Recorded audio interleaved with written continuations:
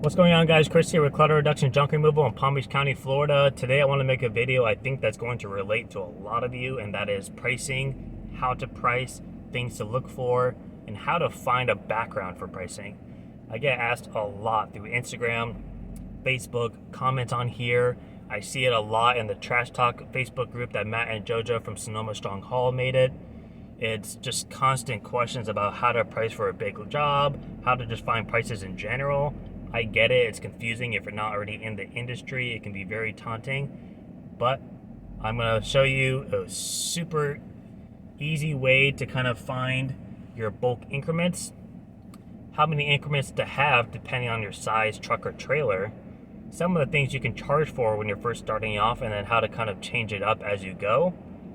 And then last but not least, an example of a visual to kind of help you gauge how much room is going to take up in your truck. So stay tuned for that. The first thing is finding a company to kind of mimic their prices. I personally would use Junk King because they're one of the largest companies in the country other than 1-800-GOT-JUNK, but their prices are also a little bit more fair. And bonus, you can find them online. You go to junkking.com, you go to the pricing, you type in your zip code, which is perfect because you want pricing for your area, and you're gonna look at their prices. They do by the item, so if it's just like a refrigerator or a couch or a mattress, and then they also do by load size. And I believe they do quarter, half, three-quarter, and full for their examples, but depending on your truck or trailer size, you're gonna wanna do increments of at least 8. Some places go up to 12 to 16 points, so like 16th. I personally use 8 for a 12-foot trailer. I find that to be very accommodating. And then if you have like a 5x8 truck, or maybe you're just using a pickup truck with walls, I would either just do like a minimum half and bed loads, like just full price, or do increments of 4, so quarter, half, three-quarter, and full. But I would look at their prices, write it all down, find out what their truck size is. That may take a little bit of research on Google if they don't just say it right away on the website. And then take that cubic footage and compare it to what yours is, which you're going to multiply your width of your truck or trailer times your length times your height. And that's how you're going to find out your cubic footage for the trailer. And then you're going to compare that to theirs. So just divide it into each other to find the percentage. And then what I do is, let's say my trailer is 88% of their truck. I'm going to take all their prices. I'm going to find the 88% value of it, and that's going to be my pricing. So you're still being fair to your clients, but you're not, becoming a bottom feeder, and you're not overcharging for something that they could easily go do somewhere else. The good thing about Junk King is 1-800-GOT-JUNK, they're up there in prices. College Hunks, in most places, they're up there in prices because they're a larger spread company that handle more services. The bad thing about being a bottom feeder when you first start off, it makes sense in your head, like, oh, if I'm really cheap, I can get a lot of clients and I can build my reputation. The problem with doing that, though, is you start off doing loads for 150, 200 bucks. That's a really good deal for a full trailer load. But then 6 months down the road, you get really busy and you're like, all right, I'm going to jump up all my prices now. And you go up to 500-600 bucks, so you're competitive with all the other guys. But now those same people go to call you and your price is tripled. I promise you're probably not going to get much repetitive business at that point if your prices are tripling right off the back. So it's something you just want to be careful for. You never want to start off too low. Plus, it's really hard to build as a company growth-wise, like actual growth, when your prices are so low that your dump fees are basically taking out half of your costs, or if you're using rental trucks, you're barely pulling in profit.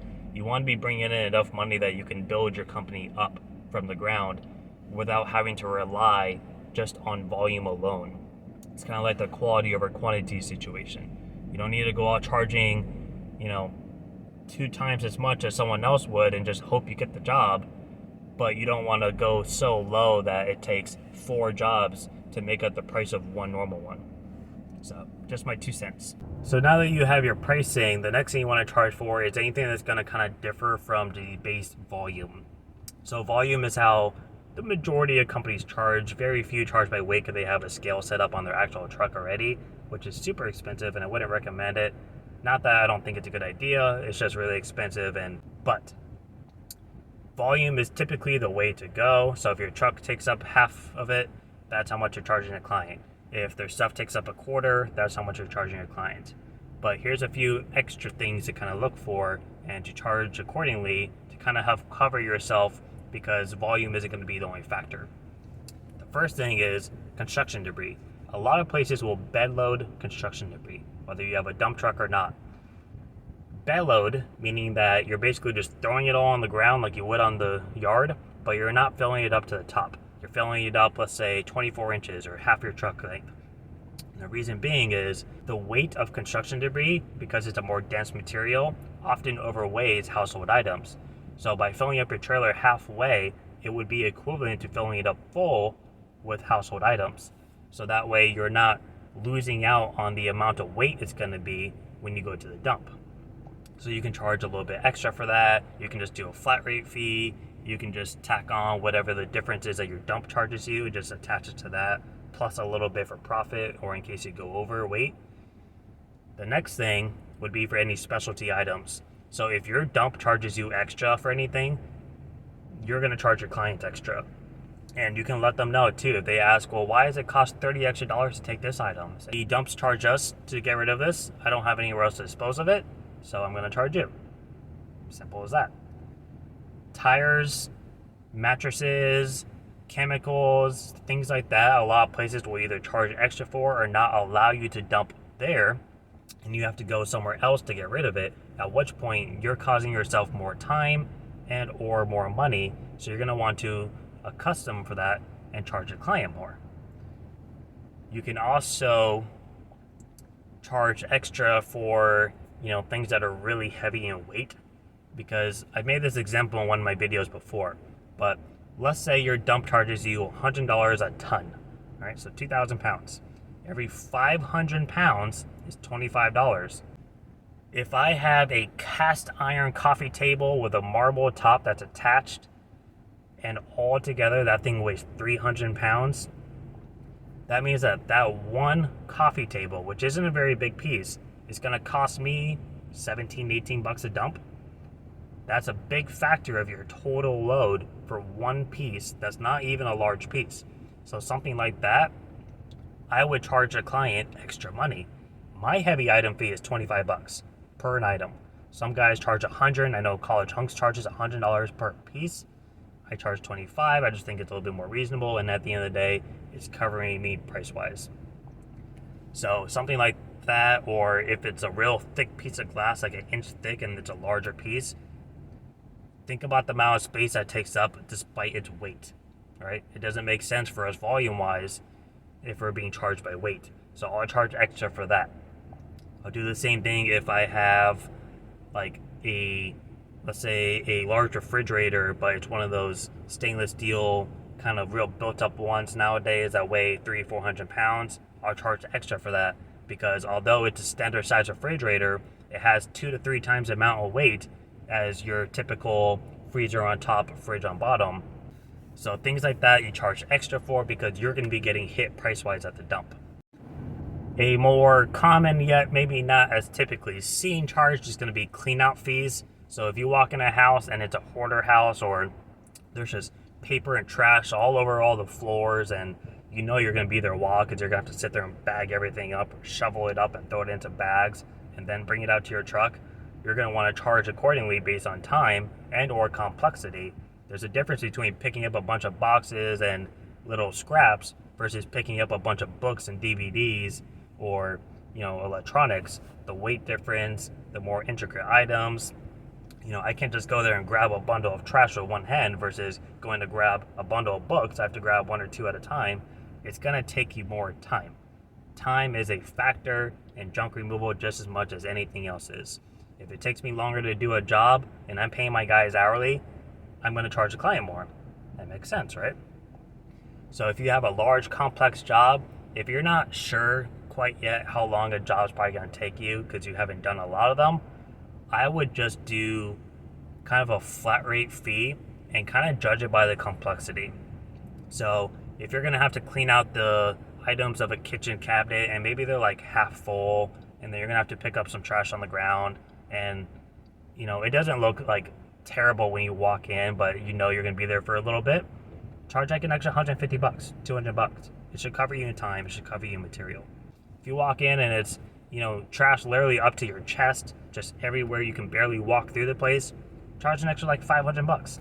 You know, try to figure out a price point that works for you, that isn't going to be price gouging your customers, but still covers you for time, especially if you have employees with you. Because you want to take care of your guys without digging yourself a hole by losing all of your profit because you're having to adjust for the customer's needs. Now, there's a lot of ways you can charge for junk removal. You'll hear other people doing things. You'll find it out as you go, and you can kind of change it as you progress in your business. But for the most part, as a start off, I think the points I mentioned is a good way to start. As far as a visualization goes, there's two different ways I'd recommend it. The first thing is find an object that you just know by heart.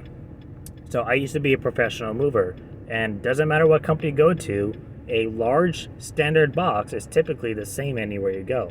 It's 3 cubic feet. It's 18 inches by 18 inches and 24 inches tall. That just so happens to be a perfect fit for my trailer, because my trailer is 6.5 feet wide, 12 feet long, and has 4-foot walls on it. So that means I can line up 4 large boxes widthwise and then stack them 2 high. So I know that to fill up an eighth of my trailer is going to take 8 large boxes.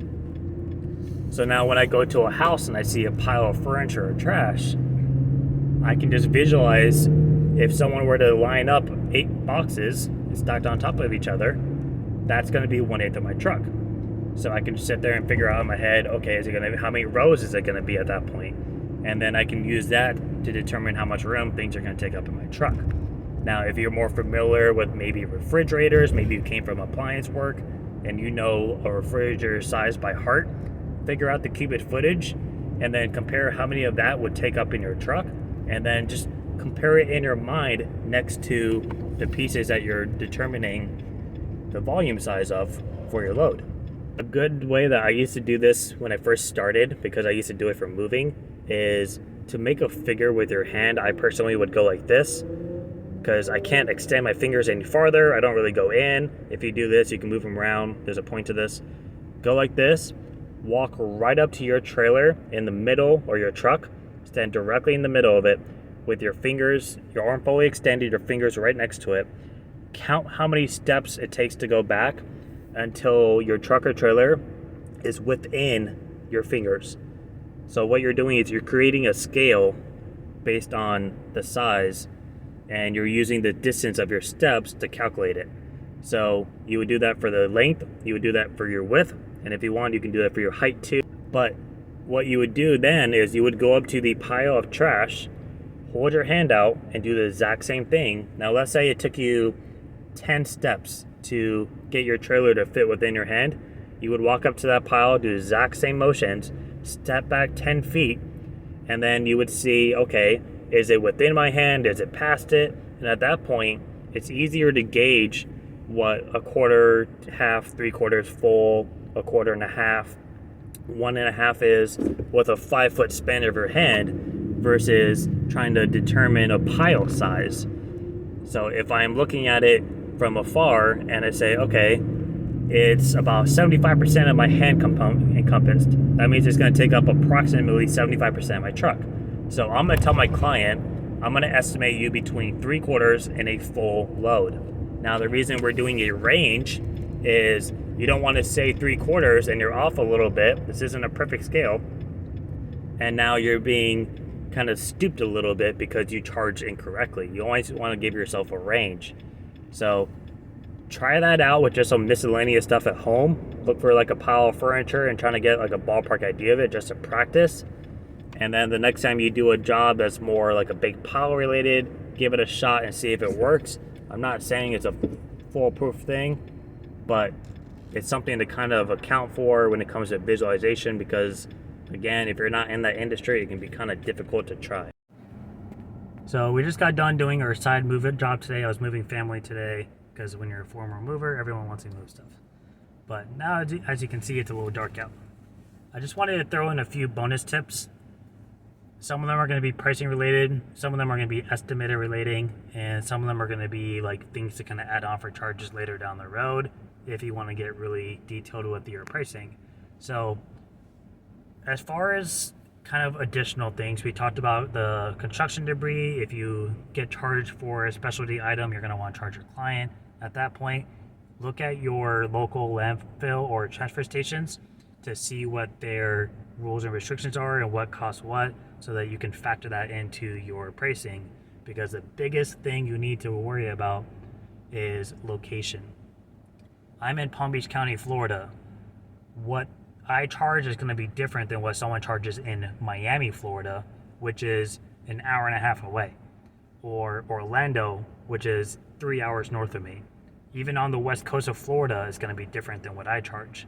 It all depends on your demographic, the audience you have around you, the supply and demand for your business, and that's what's going to dictate your pricing more than anything else. So what we charge in the city may be around $600 to $800, whereas what you would charge for out in the middle of Tennessee in the countryside maybe 400, maybe 450 tops for a full load. It's just that different kind of demographic and what people are willing to pay for. So something you have to keep in mind is location is going to dictate a lot. Another thing to keep in mind is when you're charging for extra things, like let's say you're doing a clean out, if you have a job where you have a long walk you have to do, or maybe you're going up and down 3 flights of stairs, or maybe you're taking an elevator to like the 20th floor of a condo building, those things that all factor your time are things you're going to want to account for. So a lot of places will charge a little extra if you have to go upstairs, or they'll call a high-rise fee if you have to surpass the 4th floor of a condo building, or if you have a long walk. Things like that you can charge a little bit extra for and just kind of factor it into your price. So the last few are just a couple of examples of extra things you can charge for when you're doing the larger jobs. I wouldn't go too crazy with it in the beginning. Try to keep it just the simple basics and just make sure that you have those down pat before you start adding in all these extra things. You're going to learn as you go. You're going to understand how other people do things. You're going to want to change them. You're going to understand your value a little bit more. But in the beginning, just take it easy, learn the basics, charge accordingly. The best thing to do in the beginning is try not to underbid yourself too often. You'll hear a lot of people say like, man, I left thousands of dollars on the table because I lowballed a lot of quotes because I really wanted the job. I get it. You need money. Everyone gets it. Everyone makes those mistakes. But at the end of the day, you're hurting yourself more by doing so. And it's just a learning game. You're gonna make a mistake. You're gonna learn from it. You're gonna learn for next time. You're gonna think, the last time I did that clean out, I didn't charge for so and so, and that really screwed me over. And then you run into the same issue, and now you know to charge for it because you know it's going to be an issue. You know it's going to cause problems down the road for yourself, for your employees, for your business. So those are just a few things to kind of keep in mind. I hope they help. I think I covered the majority of bases as far as pricing goes. If you have any questions, comment down below. I'll be happy to answer them to the best of my knowledge. And until then, if this is kind of a new thing for you, don't overwhelm yourself. That's going to be one thing that's just going to stress you out too much. You have enough to worry about if this is your business. Over stressing about something as simple as pricing is not going to go well. And the biggest thing is it's going to hurt your confidence when you're doing estimates. And that's something you really want to keep as high as possible. You want to be professional. You want to be confident when you're doing jobs. You're giving quotes. If someone asks you for a price while you're sitting there calculating in your head, just let them know, when I'm done calculating everything, I'll send you over an estimate. Don't just sit there and be like, I think it might be between maybe $500, maybe $750. I don't know yet. You sound too unsure. Just let them know that you're going to get a quote at the end of this. And if it needs to take a few minutes, do so. If you need to send it out the next morning, do so. I would try to get it done as fast as possible because you want to be as convenient as possible, but don't step over yourself to where you're going to make a mistake. just you're the service, you're the professional. They're calling you for services. Just take it easy and be confident and just make sure you're covering all your bases and you should be fine. So that's it for me. Hope everyone has a great Christmas and the holiday season. Enjoy time with your families. And I will see you the next time we have a large shop. Thanks for watching. Bye.